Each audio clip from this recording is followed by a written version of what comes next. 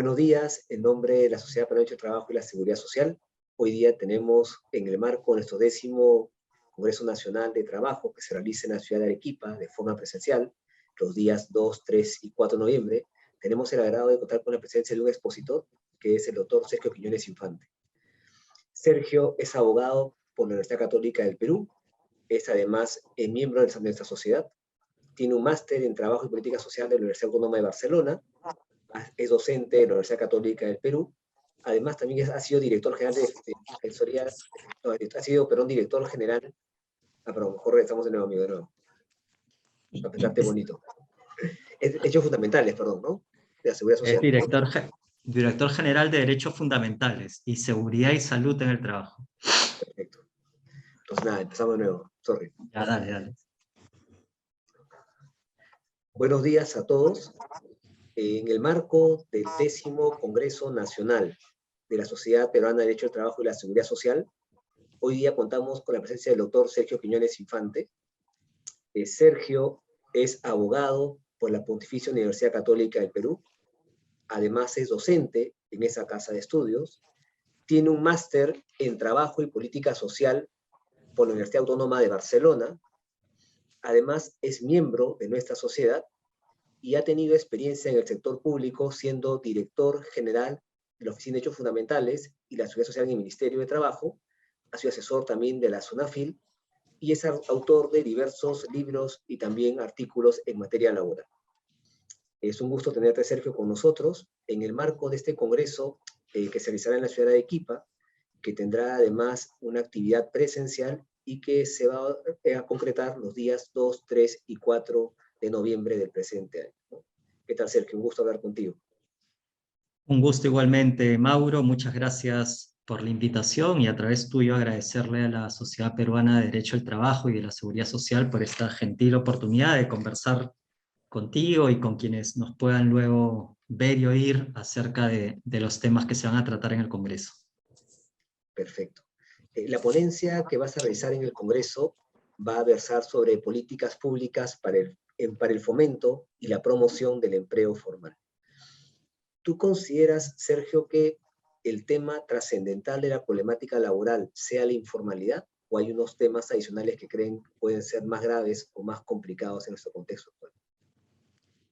Mira, ahora que me planteas esa pregunta, me viene a la mente lo que muchas veces escuchamos a nuestro entrañable y común amigo y maestro Javier Neves, quien solía distinguir entre los problemas principales del derecho y los que él llamaba los microproblemas, ¿no? Siguiendo esa categorización, yo diría que la informalidad en las últimas décadas viene a ser el macro problema del mundo del trabajo en nuestro país. Yo creo que es un problema que desde la perspectiva no solo académica, sino de política pública y cotidiana para el ciudadano del día a día, es un problema complejo y es un problema desafiante, ¿no? Es un problema complejo porque, para empezar, la informalidad en general y la informalidad laboral en particular tiene muchas definiciones y muchos ámbitos, ¿no? Dependiendo de la literatura especializada que lo aborde. Y por lo tanto, el análisis de su estructura causal también varía y las soluciones también varían, ¿no? En el Perú, la tendencia ha sido buscar la solución a través del establecimiento de regímenes laborales con beneficios reducidos, ¿no? En la línea de disminuir los costos de contratación, pero eso no necesariamente ha surtido efectos según las cifras, ¿no?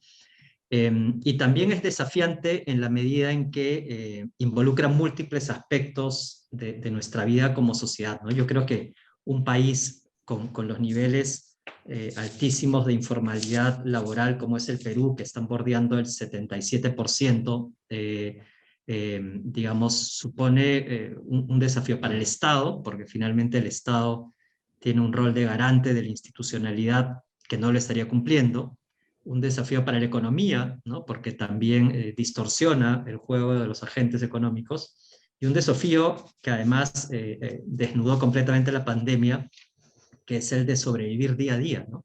los primeros meses de las cuarentenas rígidas que tuvimos, vimos cómo las personas, la gran cantidad de personas, de ciudadanos y ciudadanas peruanos que viven en informalidad, tenían que hacer lo imposible por subsistir, ¿no? En esas condiciones tan duras, ¿no? Entonces sí, completamente de acuerdo en que es el gran problema del mundo del trabajo en el Perú. Ahora, como has mencionado, además, es un problema no solamente que tiene que ver con el lado académico, es un problema tangible, que día a Sí, día claro. muchas personas lo viven y lo vivimos también en la interacción que tenemos en la sociedad. Yo recuerdo que tú has escrito un libro académicamente impecable trata sobre libertad de trabajo. Y en ocasiones estos derechos laborales pueden ser complejos protegerlos o más fácil vulnerarlos en situaciones de informalidad, ¿no? Por ejemplo, un aspecto como la libertad de trabajo, ¿cómo sufre en un ambiente, en un contexto de informalidad? Sí, bueno, me parece muy interesante lo que planteas porque efectivamente, como comentábamos, la informalidad en su complejidad afecta un catálogo de derechos laborales, económicos, ¿no? Es decir, el informal no recibe, ahora que llega julio, ni pensar en recibir su gratificación, De pero acuerdo. también sustanciales, fundamentales, ¿no? Como la libertad de trabajo. Eh, una de las manifestaciones más graves de la libertad de trabajo es el trabajo forzoso, el trabajo esclavo, entendido como esclavitud moderna. Y en el Perú, aun cuando no hay data oficial que levante información sobre la situación del trabajo forzoso, sí hay estudios de campo, investigaciones del Ministerio Público, de la propia SUNAFIL, que dan cuenta de que es precisamente en el mundo de la informalidad donde se han detectado los casos más graves de trabajo forzoso, ¿no?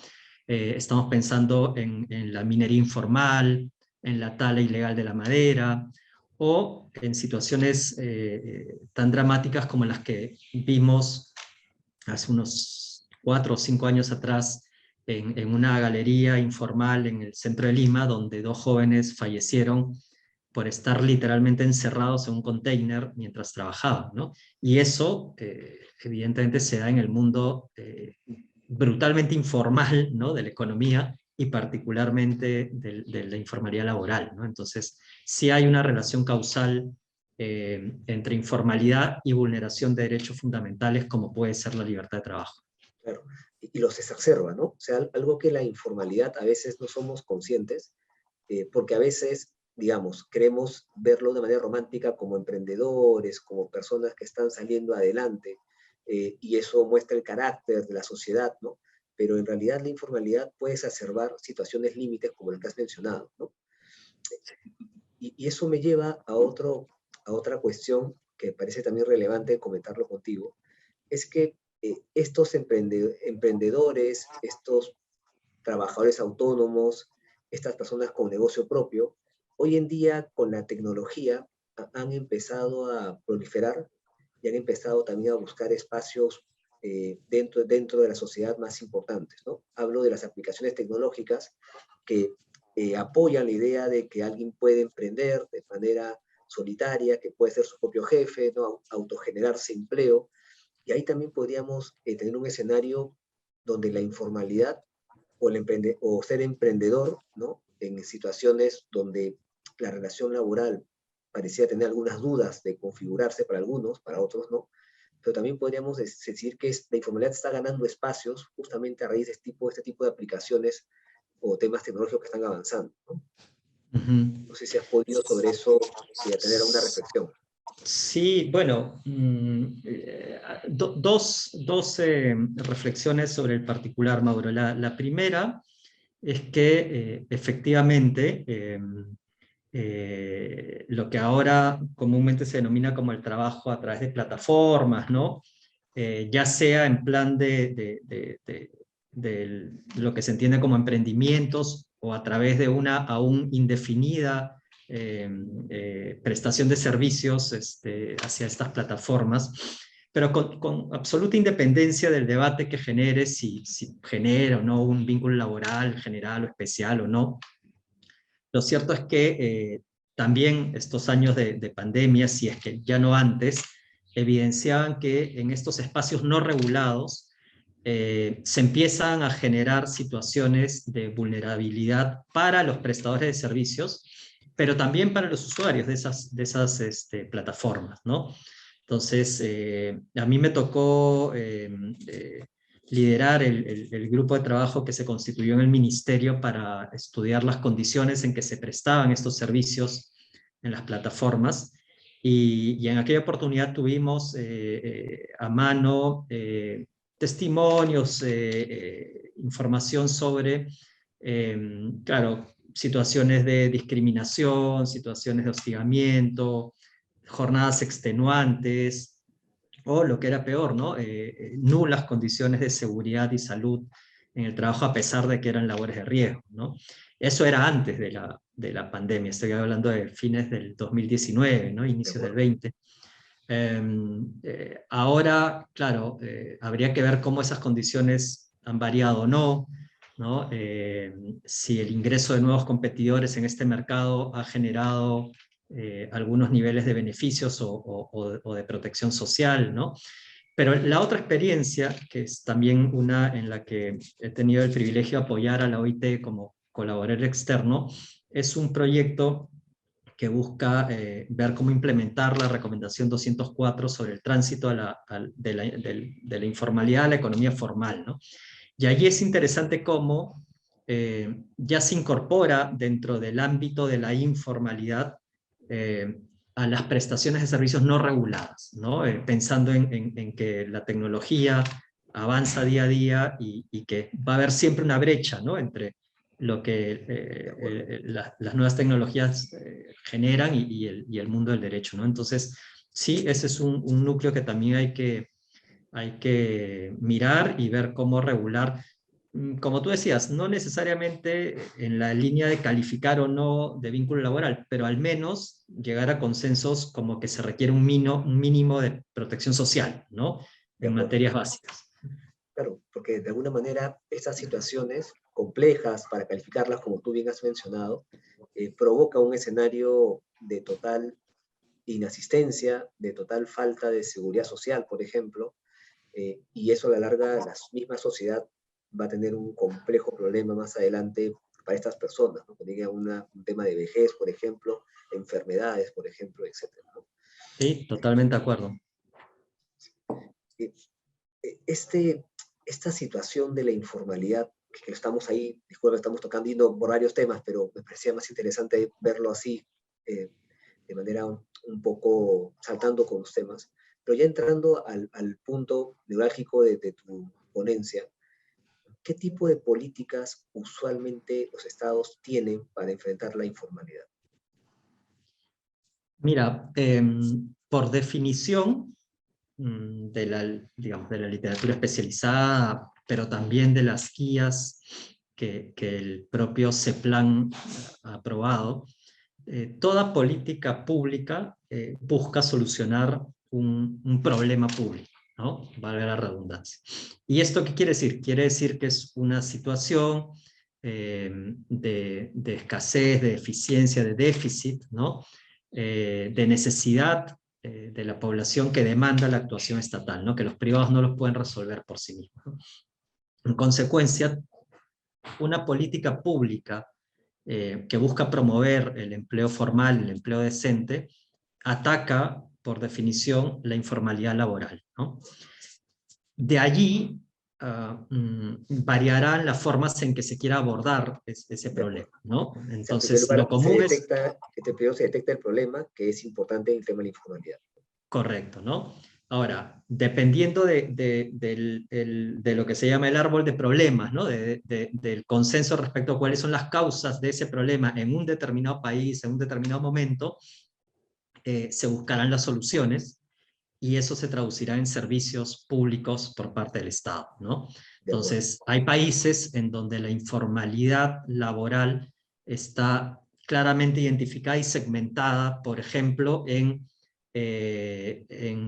vinculada a migrantes informales ilegales, ¿no? Y es un O a nicho una muy pequeño. industria, claro. Exacto, en una industria, por ejemplo, ¿no? Y entonces ahí tienes una política focalizada, concentrada, ¿no? Pero cuando estás en un país como el Perú, donde por décadas la informalidad no es solo laboral, es una forma de vida, ¿no? En algún Eh, momento todos somos informales, de alguna manera u claro, otra. exactamente, ¿no? En distintos momentos y para distintas fases de tu vida, ¿no? O de lo que haces en el día a día. Entonces la cosa se complejiza bastante, ¿no? En el Perú el tema no le resulta ajeno a los sucesivos gobiernos. Creo que no ha habido eh, ninguna propuesta política que no haya buscado abordar la informalidad. Creo que al menos allí hay consenso de que es un problema.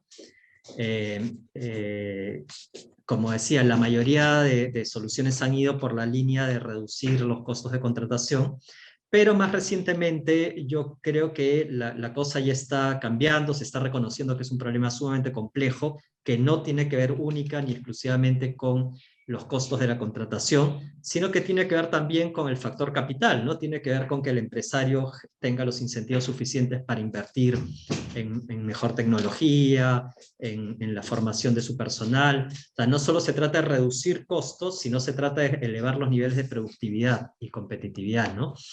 Y en De esa acuerdo. línea, recientemente hubo una estrategia sectorial del Ministerio para la formalización laboral, que en su momento se planteó formalizar a más o menos 500.000 ocupados del sector privado. Y el año pasado se aprobó la Política Nacional de Empleo Decente, que es, digamos, la primera vez que contamos con una política pública de carácter nacional, multisectorial, formal, ¿no? Con un horizonte de tiempo y que, bueno, busca abordar este problema, ¿no? De acuerdo, ¿no? Y en ese contexto que bien has escrito, probablemente los temas jurídicos sean no lo más importante, aunque sí, obviamente complementarios, pero quizás hay otras disciplinas que sean más importantes que poner sobre el tapete en esos casos, ¿no? Sí, totalmente de acuerdo, ¿no? Yo creo que um, quienes nos hemos dedicado al derecho laboral, y lo hemos conversado alguna vez, ¿no? Hemos hecho un poco la vista al lado al problema de la informalidad, ¿no? Como diciendo, oye, esto no está dentro del ámbito de aplicación de mi disciplina jurídica y por lo tanto no me voy a meter a analizarlo, ¿no? Pero es claro que esa mirada ya debe ser superada, ¿no? El derecho al trabajo, no me refiero a ampliar sus fronteras en el término tradicional de ampliar su ámbito de protección necesariamente, pero sí entender que en tanto se trata de brindar ciertos pisos mínimos de protección social, debería también mirar estos espacios de informalidad y ver cómo aportar desde el derecho.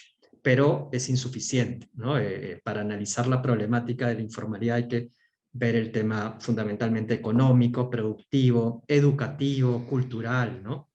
Y por eso es que eh, creo que lo que nos está diciendo esta política nacional es que si bien las estrategias sectoriales, como ha tenido en su momento Produce, ¿no? El Ministerio de Producción, Agricultura, ¿no? Pensando en el sector agrario, rural o trabajo, deben sumarse, ¿no? Y debe haber una respuesta multisectorial a esta problemática.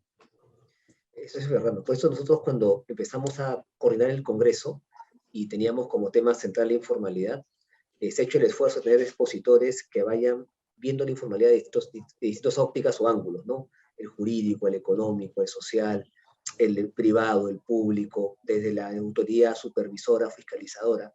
Y creo que tú dices algo importante, ¿no? Hay una serie de engranajes que tienen que moverse para actuar de forma coordinada y luchar contra esta situación en particular. Algo que siempre se ha mencionado en el caso peruano como problema o como uno de los partícipes de la problemática de la informalidad es el tema de la productividad de las empresas, pero también en las capacidades de las personas que prestan servicios, ¿no?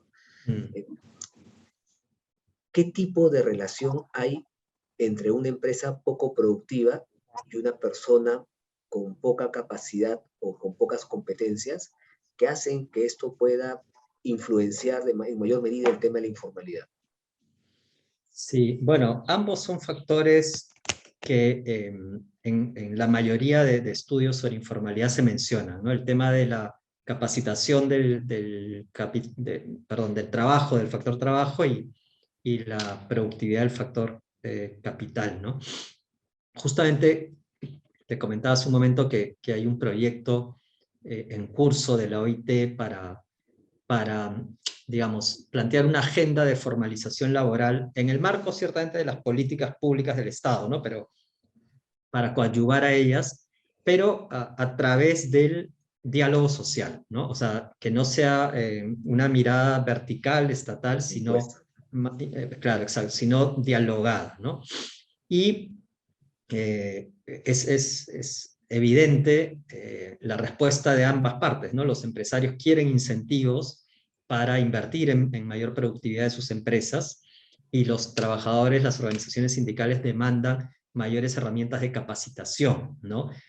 Y valgan verdades también de lo que significa la informalidad, ¿no? Porque como comentábamos al inicio, la informalidad tiene muchas caras, ¿no? Y tiene muchas formas de medirla, ¿no? Por ejemplo, para el INEI, la informalidad es aquel prestador por cuenta ajena o cuenta propia que no tiene beneficios sociales o que presta servicios en una empresa no registrada, ¿no? Ujú.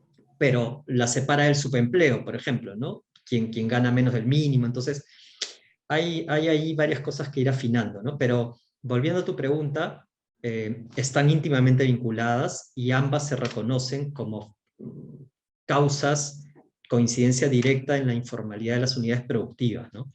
Lo que los empleadores normalmente demandarán, y es un poco en la línea de los servicios que la política nacional plantea, son herramientas para mejorar la tecnología, mejorar los procesos productivos, incentivos económicos de carácter tributario probablemente, para reinvertir en tecnología, en la capacitación del personal, ¿no?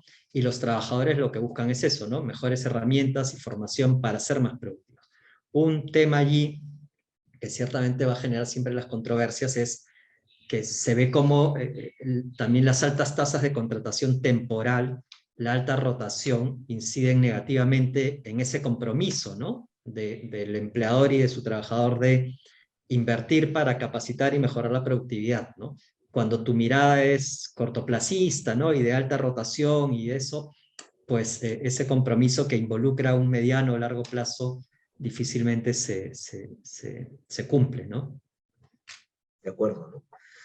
Y de hecho, suele ocurrir que en ese corto plazo las decisiones a veces laborales puedan tener un impacto a largo plazo muy nocivo, ¿no? Como el que acabas de Mm, mencionar, ¿no?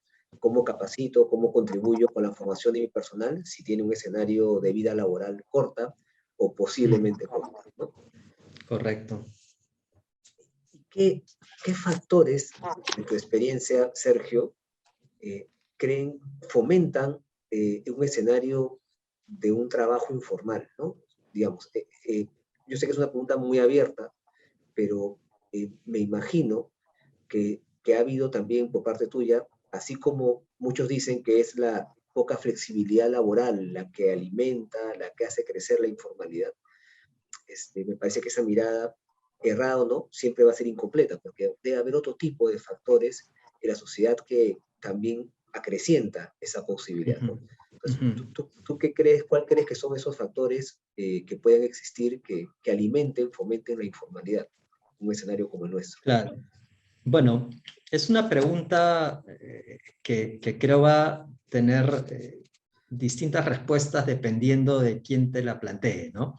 Claro. Eh, y yo puedo compartir contigo algunas de las que he identificado, por ejemplo, en el proceso de elaboración de la Política Nacional de Empleo Decente, o más recientemente ahora en el proyecto de la OIT, ¿no? Eh, a ver, claramente hay un problema de oferta y demanda para empezar, ¿no? O sea, hay una mirada económica, ¿no? No hay suficientes unidades productivas formales con la capacidad de absorber la mano de obra en las condiciones en que el derecho laboral exige, ¿no? De ahí que reducir esa valla sea la solución, no lo sé, ¿no? Pero hay ciertamente una data cuantitativa clara, ¿no? Las unidades productivas formales con capacidad de absorber esa mano de obra en las condiciones que la ley exige no son suficientes, ¿no? Entonces ahí hay una.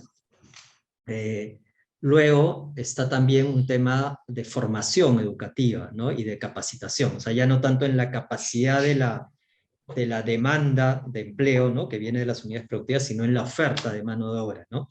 La Política Nacional de Empleo Decente identifica que hay enormes brechas entre la formación, si es que se recibe, ¿no? Porque también hay un grupo importante de ciudadanos y ciudadanas que no llegan a tener la formación necesaria para el trabajo, y que habiendo culminado o no la educación básica, se emplean en el mundo informal, porque no hay otra, ¿no? Y los que sí no tienen necesariamente algunos niveles de formación que se requieran, ¿no? Hay un tema cultural también, ¿no? Más de una vez habremos escuchado en nuestro ejercicio profesional o por allí en espacios sociales o familiares que las personas no quieren aportar, ¿no?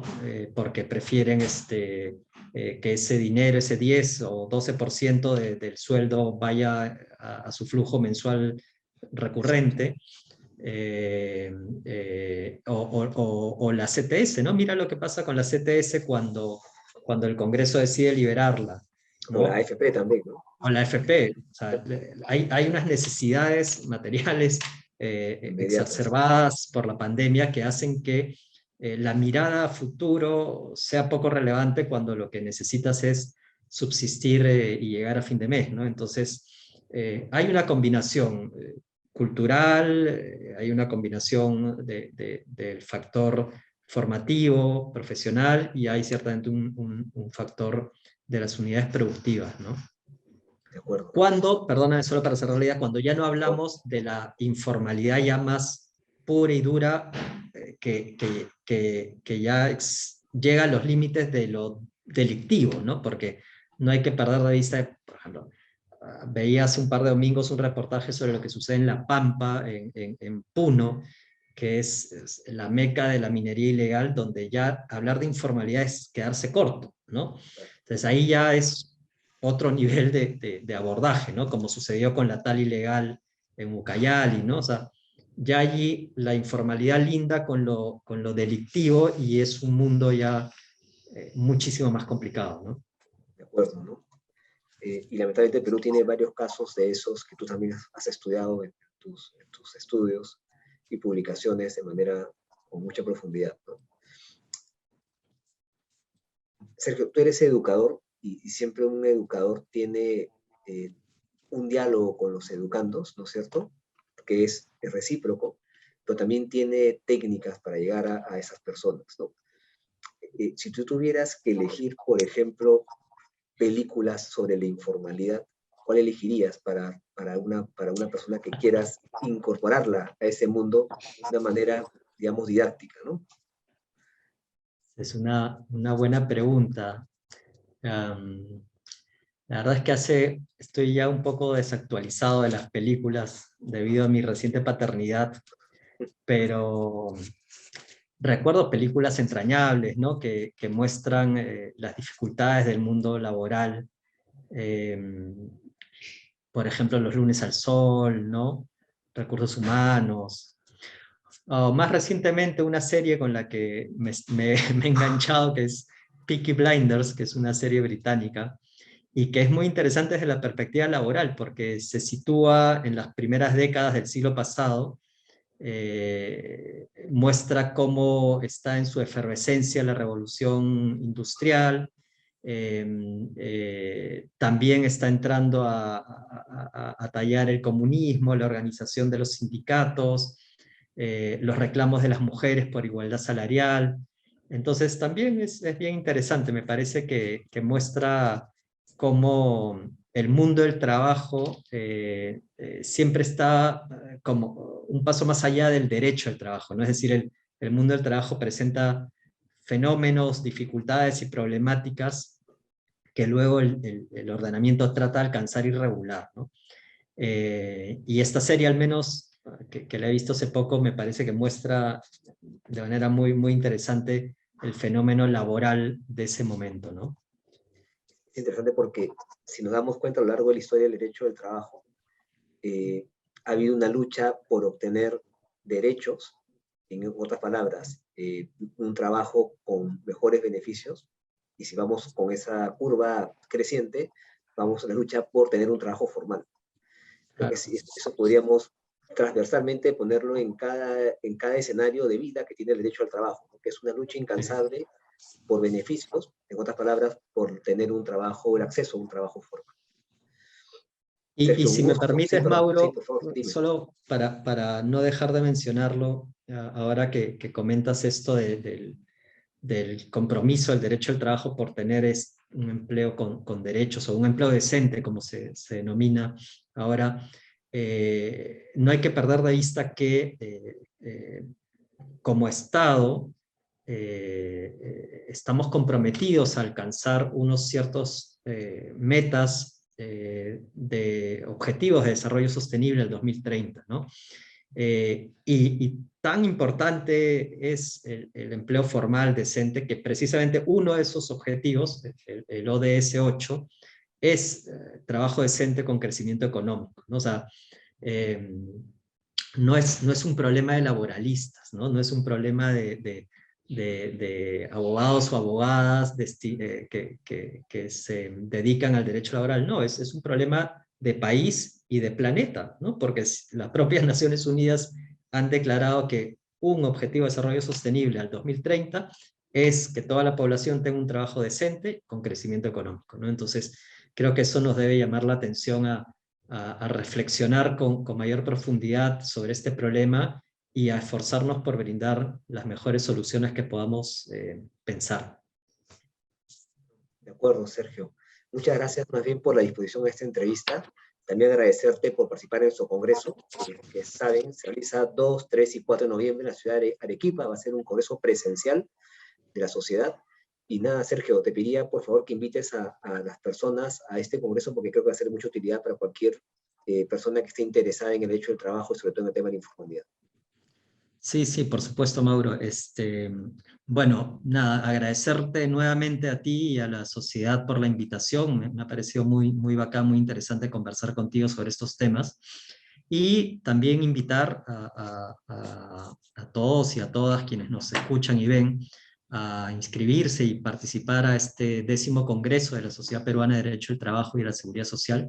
Como menciona Mauro, es el primer congreso presencial luego de la pandemia que se va a realizar en Arequipa el 2, 3 y 4 de noviembre y que tiene como tema central el de la informalidad, pero también se van a abordar otros temas de sumo interés a través de las exposiciones de ponentes nacionales e internacionales que sin duda serán de muchísima utilidad para quienes asistan y estén involucrados en todo este lindo mundo del trabajo. Muchas gracias por todo y nada, cuídate mucho. Cuídate mucho, Maurito. Chau, chau. Chao.